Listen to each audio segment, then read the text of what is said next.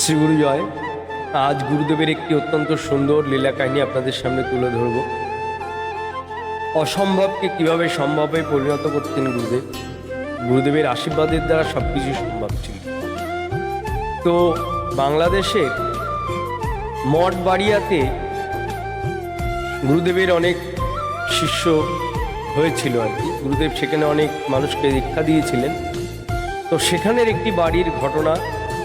তো একবার এক বাড়িতে তিনি যান এবং সেই বাড়ির যে কর্তা তার নাম উপেন্দ্রনাথ দত্ত এবং তার সতীসাধ্যী স্ত্রী, তিনিও গুরুদেবকে খুব শ্রদ্ধা করতেন, ভক্তি করতেন, ভালোবাসতেন। তো তার বাড়িতে এই অনুষ্ঠান হওয়ার পর, অর্থাৎ পুজো আচ্চা হওয়ার পর যে দুধ এনে আনা হয়েছিল, সেই দুধ পুজোয় দেওয়ার পর খানিকটা বেঁচে যায়।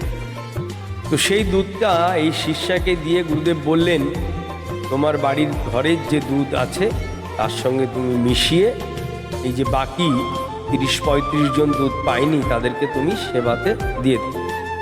তো যখন ওই দুধ তিনি দিলেন এবং ওই দিদি ওই বাড়ির দুধের কথা ভাবছে যে বাড়িতে চা পর্বের পর যতটুকু দুধ বেঁচে আছে আর এই যে গুরুদেব যতটা দুধ দিলেন, এই দুটো দুধ একসঙ্গে যদি করাও হয় তাতে তো 8-10 জনের বেশি কাউকে দেওয়া যাবে না, অর্থাৎ এক হাতা করে দিলেও 8-10 জনকে দিতে পারে। তো যাই হোক, উনি চিন্তা করতে করতে আর কিছু না বলে চলে গেলেন বাড়িতে।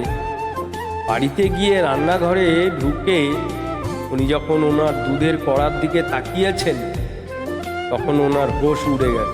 তিনি দেখছেন কড়াইটা কানায় কানায় পূর্ণ। তখন এই যে অভাবনীয় অচিন্তনীয় ব্যাপার তিনি ভাবতেই পাচ্ছেন না। তিনি তখন কি করলেন, সেখানে বাইরে যারা উপস্থিত ছিল সকলকে ডেকে তিনি এই ঘটনা দেখালেন।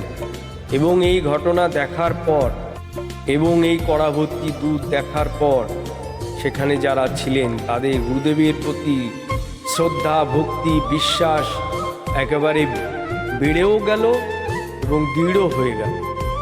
তো গুরুদেবের এরকম বহু লীলা কাহিনী আছে যা তিনি অসম্ভবকে সম্ভবে পরিণত করেছেন।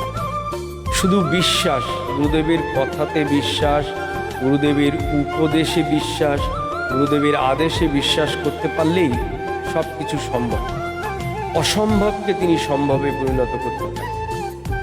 সকলে ভালো থাকবেন, সুস্থ থাকবেন, গুরুদেবের ভিডিওগুলো দেখবেন, সকলের সঙ্গে শেয়ার করবেন এবং নিজেরাও বিভিন্ন রকম ভিডিও তৈরি করুন গুরুদেব সম্পর্কে, সকলকে জানান।